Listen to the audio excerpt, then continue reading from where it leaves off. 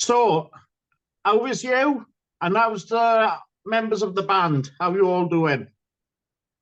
Yeah, I'm doing fine. I think the rest of the guys is doing fine as well. We had some, dialogue today, of course. It's a release day tomorrow. So yeah, we are kind of, excited Yeah, about the release and everything, It's kind of intense. Of course, a little bit drained as well. There's been a lot of work, 24/7 the last couple of yeah, months.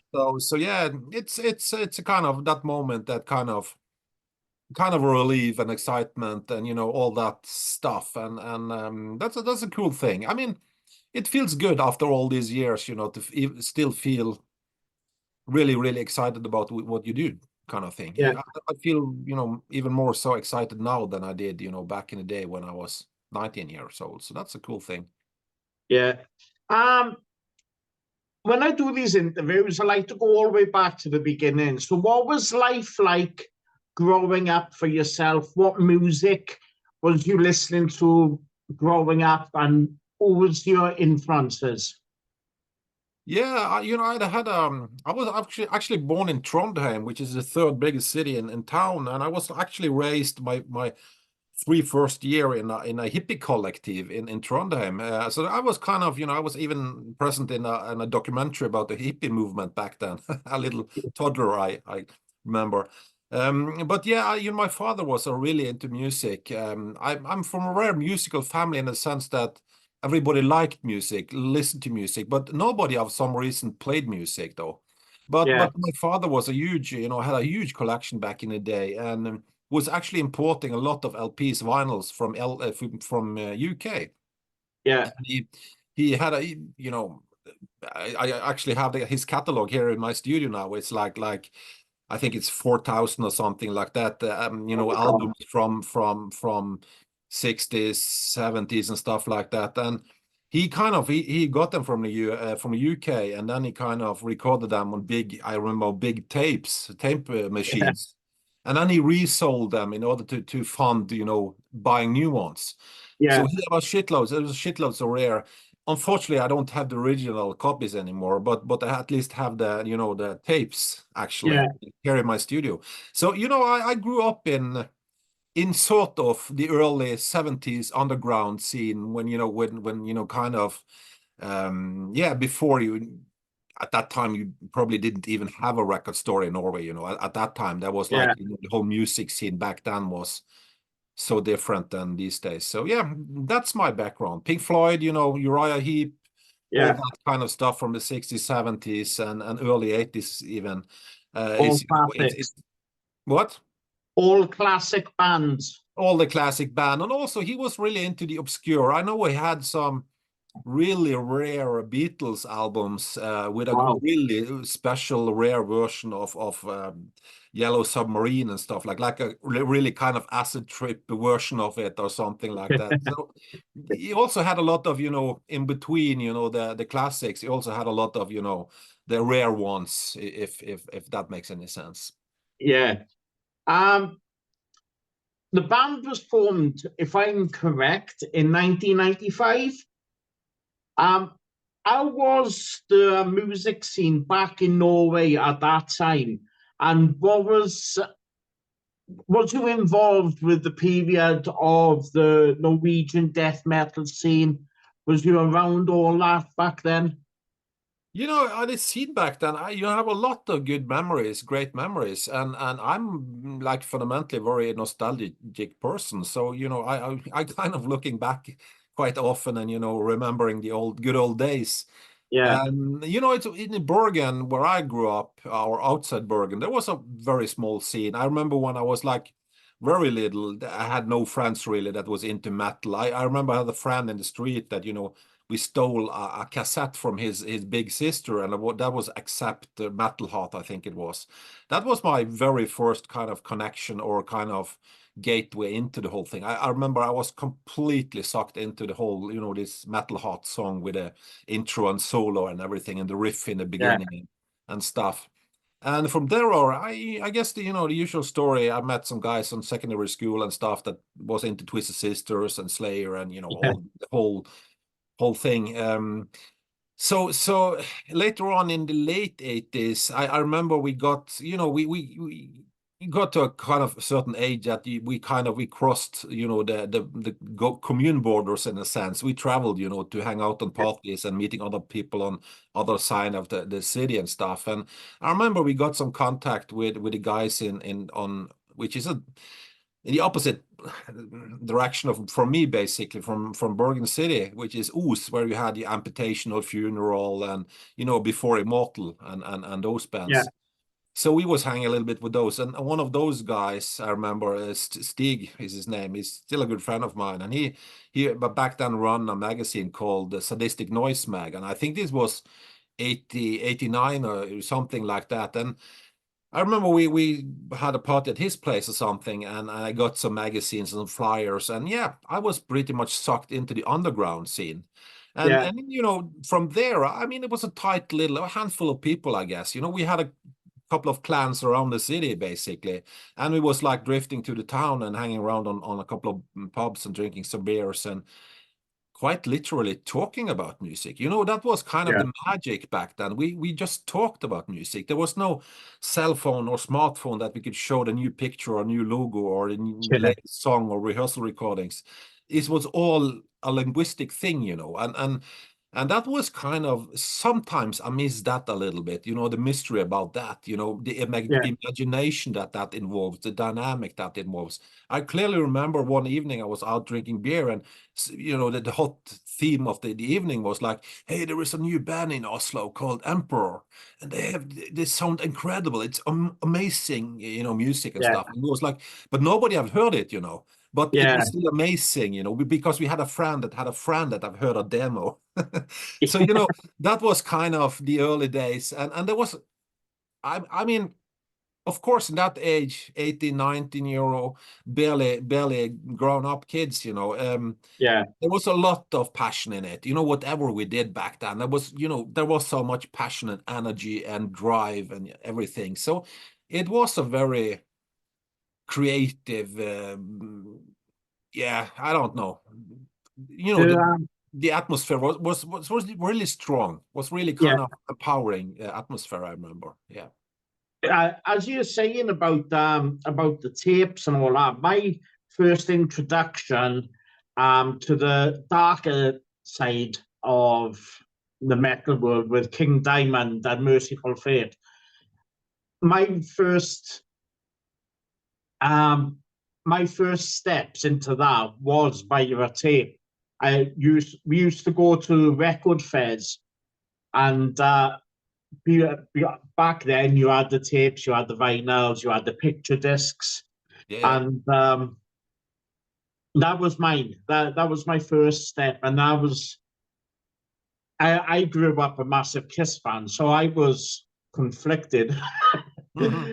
because of there was all this business about King Diamond and his makeup, and Gene Simmons with his makeup. But I love both bands. I love the music. So, but I can totally understand where you're coming from when you say about the tapes, and um, I miss that as well. I miss going to these record fairs and finding a new band. Yeah, it was some kind of the whole thing was a kind of almost like an experience of this, adventure in music in a sense, because you couldn't just oh, I'm sorry. That's You okay. couldn't just, at that time I mean every time I remember back then was like in my 16 and 17 years, before I kind of turned to officially being an adult, I was like, doing helping my grandmother and stuff in weekends and I got some Yeah, money from her, and I was saving up, to go to town.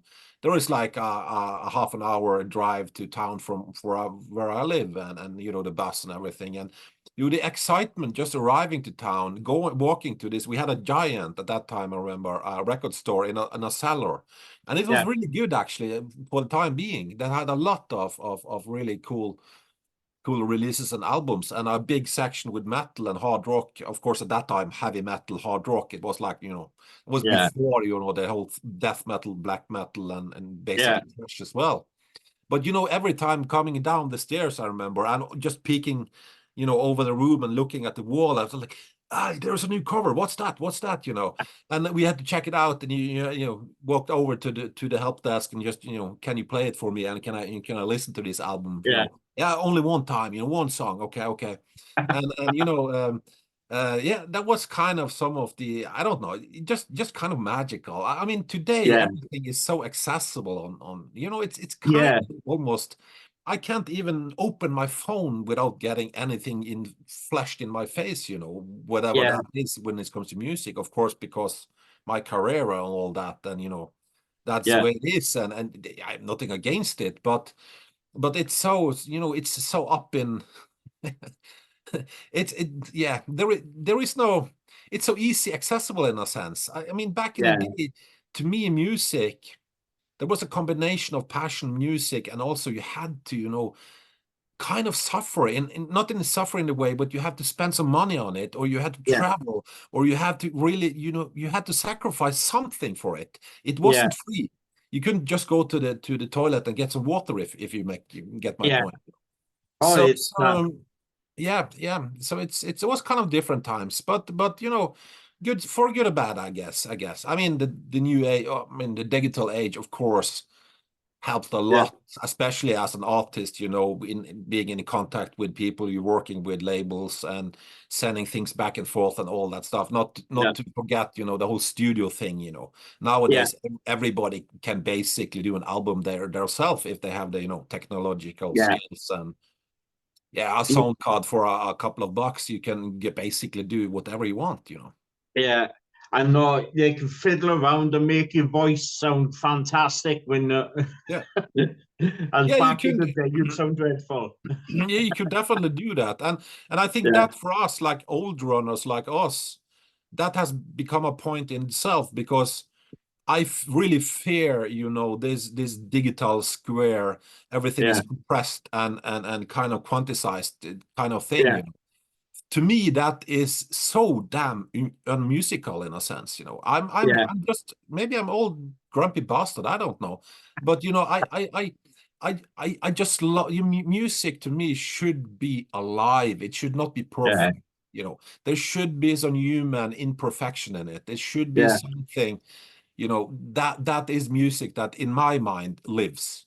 The Yeah. generic music that, everybody can do, on whatever, DAW you have or whatever, it's sure, it sounds cool, it sounds impressive, and you can get a superb guitar sound just with buying a plugin for 49 euros or something like that. Yeah. But come on, it's a bit, it's at least for me and my generation, I guess. Yeah, definitely. Tomorrow your album is out. Yeah. And I done my review on it last week, and I'm not just saying this because I'm speaking to you now, but I give it 10 out of 10. Wow, dude. I fucking loved it. It was absolutely fantastic. Can you tell me a bit about how you went about recording the album and how long it took for you to write?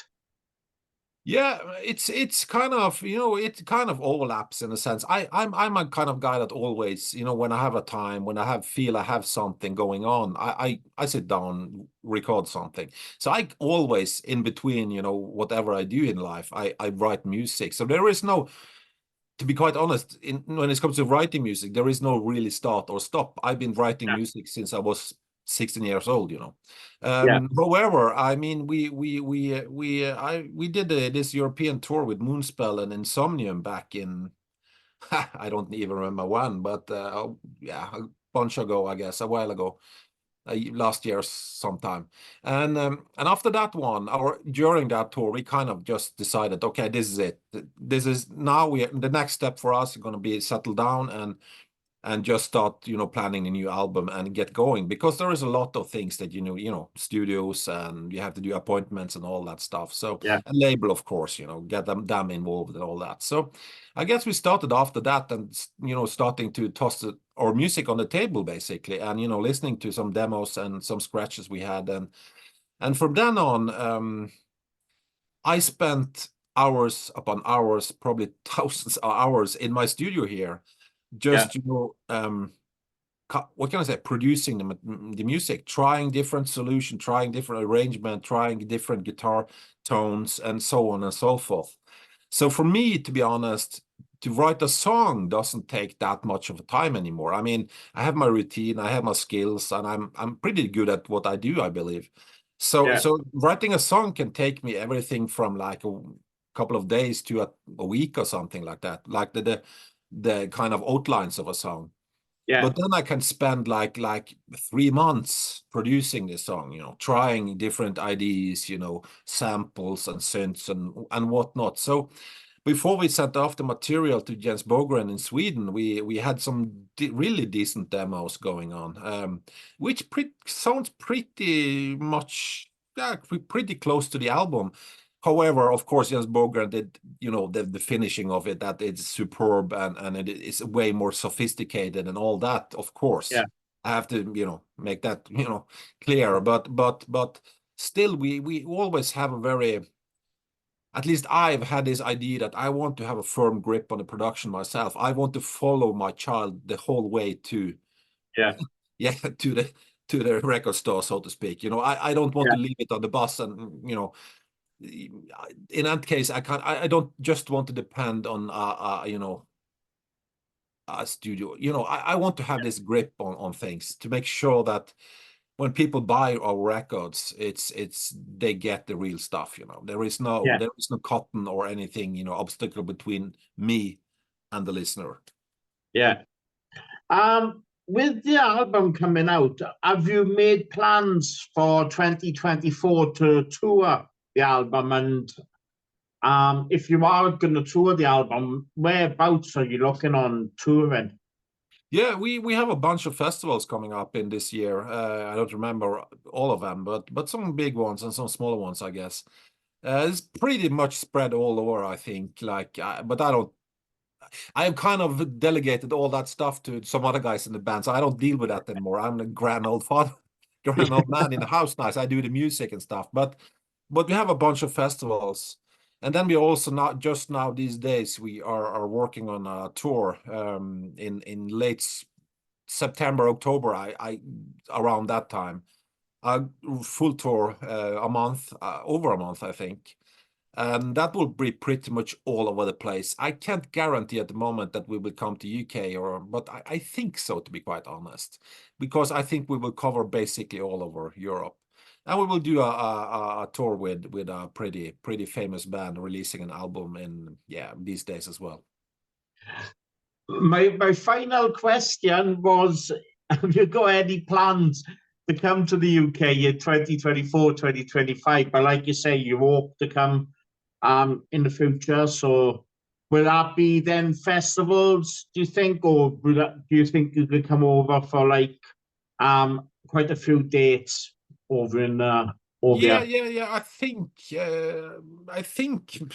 Damn, I almost want to check it up, but I think we are doing someday on this tour I'm talking about.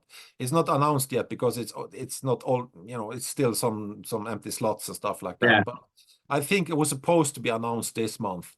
I think there will be a couple of shows in UK. I'm not sure, maybe London, I think, but I don't remember at the moment. I have to check it up. But I'm pretty positive to the fact that we are coming your way at not too distant future. Excellent. Well, this has been an absolute pleasure speaking to you. Good luck for the record release tomorrow. You should only have a couple of hours. If I'm correct, you got about 2 hours to go before release. Yeah, 1.5 hour actually. It is at least my time. It's 22:30 now, like 10:30 in the evening. So it's 1.5 hour, and it's the bird is free. Well, like I said, I give it 10 out of 10. I give it full marks. It was faultless for me. It was brilliant. So thank you so much, man. Thank you so much for the kind words and everything. That means a lot. And it's such a cool thing to. Yeah, we have really worked on this one, and we have really put our passion and heart into this one, and gone through rain and snow to get this one done according to our vision. So it's Yeah. a really good feeling to finally get it out there, and you know, that people enjoy it. It just makes it even better. Well, I can't wait to hear them live. So I'll be at the front when you come over to the UK. Awesome, man.